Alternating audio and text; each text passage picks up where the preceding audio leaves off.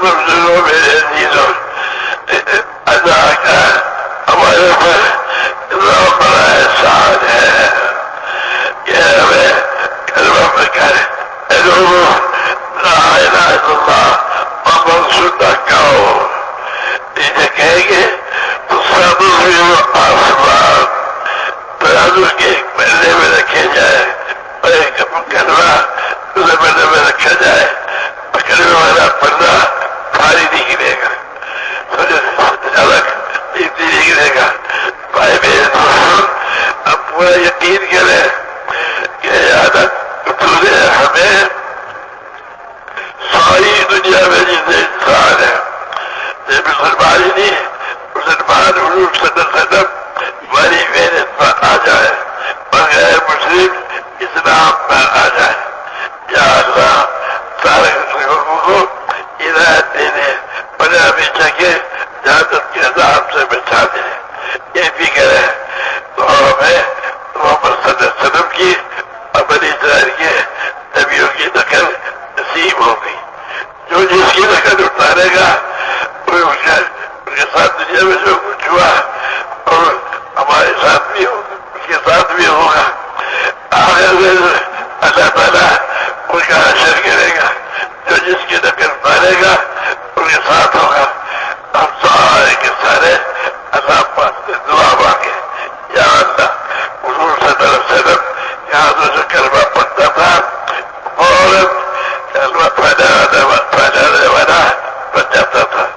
या अल्लाह हमने कलमे को फैलाने को अपना मकाम भी बना।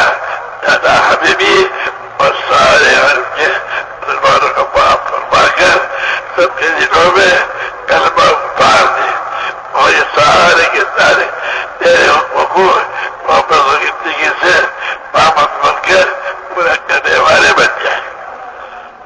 তো বলতেছেন যে ভাই আল্লাহ পাকের বহুত বড় ইহসান, আমরা এই কলমা পড়ছি এবং এই কলমার দ্বারা যে আল্লাহ পাকের সাথে সম্পর্ক হয়েছে। বলতেছেন যে ভাই কলমা কত দে, এই কলমা আমরা এই কথা বলবো যে হে লোক সকল তোমরা এই কলমা পড়ো, এই কলমার দিকে আমরা মানুষকে দাওয়াত দিব। বলতেছেন যে ভাই এই কলমা এত দামি কলমা, এই কলমার যদি নাকি এক পাল্লা সমস্ত আসমান আর জমিনকে এক পাল্লা রাখা হয়, এই কলমাকে এক পাল্লা রাখা হয় তো এই কলমার পাল্লা ভারী হয়ে যাবে। তো বলতেছেন যে ভাই হুজুর আকরাম সাল্লাল্লাহু আলাইহি ওয়াসাল্লামের উম্মত হিসাবে আমাদের এই জিম্মাদারি ছিল আমরা নিজেও এই কলমাকে পড়া, এই কলমার মেহনত করা, যাতে পুরা মানব জাতির ভিতরে এই কলমা বসে এবং পুরা মানব জাতির জিন্দেগির মধ্যে হুজুর আকরাম সাল্লাল্লাহু আলাইহি ওয়াসাল্লামের পরিপূর্ণ দ্বীন আসে।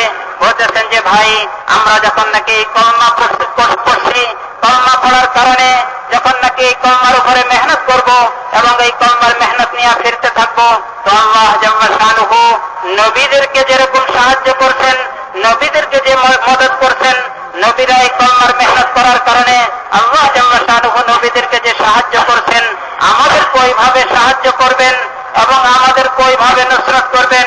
বলতেছেন যে যেহেতু এই কলমার মেহনত নবীদের জিম্মা ছিল, আম্বিয়া আলাইহিমুস সালাতু ওয়াস সালাম এই কলমার উপরে মেহনত করে যেভাবে আল্লাহ জাল্লা শানুহুর মদত আর সাহায্য নিছেন, এই জমানায় হুজুর আকরাম সাল্লাল্লাহু আলাইহি ওয়াসাল্লামের উম্মত হিসাবে আমরা যখন নাকি এই কলমার উপরে মেহনত করব, কলমা আমাদের দিলের ভিতরে বসে এবং পুরা মানব জাতি দুনিয়ার মধ্যে যত মানুষ আছে সমস্ত মানুষের দিলের ভিতরে এই কলমা বসে এবং সমস্ত মানুষ এই কলমাকে পড়ে এবং সমস্ত মানুষের জিন্দেগি এই কলমার উপরে উঠে। বলতেছেন যে যখন নাকি আমরা মেহনত করতে থাকবো তো আল্লাহ জাল্লা শানুহুর মদদ আর সাহায্য আমাদের সাথে হবে। আল্লাহ জাল্লা শানুহু আমাদের দোয়াকে ওইভাবে কবুল করবেন যেরকম নবীদের দোয়াকে কবুল করতেন এবং আমাদের হাসর নাসর নবীদের সাথে হবে। যেহেতু যার কাম যাদের সাথে মিল হয় কিয়ামতের দিন তারা ওদের সাথেই উঠবে। যদি আমাদের মেহনত আমাদের জিন্দেগি এবং আমাদের মেহনত নবীওয়ালা মেহনত হয়, নবীদের মেহনতের সাথে আমাদের মেহনতের মিল হয় তো আমরাও কিয়ামতের দিন বলতেছেন যে ওই মেহনতকারীদের সাথে উঠবো। এই জন্য বলতেছেন যে ভাই যখন এই কলমাকে আমরা আমাদের জিন্দেগির মকসদ বানাই মেহনতকে করতে থাকবো যাতে আমাদের মধ্যে এই কলমা আসে, আমাদের দিলের ভিতরে এই কলমা বসে এবং পুরা মানব জাতি দুনিয়ার মধ্যে যত মানুষ বসবাস করতেছে হুজুর আকরাম সাল্লাল্লাহু আলাইহি ওয়াসাল্লামের উম্মত হওয়ার শারাফত আল্লাহ আমাদেরকে দিচ্ছেন। যখন এই কলমাকে নিয়ে আমরা ফেরতে থাকবো, এই কলমার মেহনত করতে থাকবো, তো আল্লাহ আমাদের দিনের ভিতরেও কলমার ইয়াকিন বসাই দিবেন, আমাদের জিন্দগিও শুধরাই দিবেন এবং আমাদেরকে জরিয়া হিসাবে কবুল করবেন। আল্লাহ আমাদের সাথে ওই সমস্ত ওয়াদা পুরা করবেন যেগুলি নবীদের সাথে করছেন, এবং আল্লাহ জাল্লা শানুহু আমাদের হাসর নাসরও নবীদের সাথে করবেন।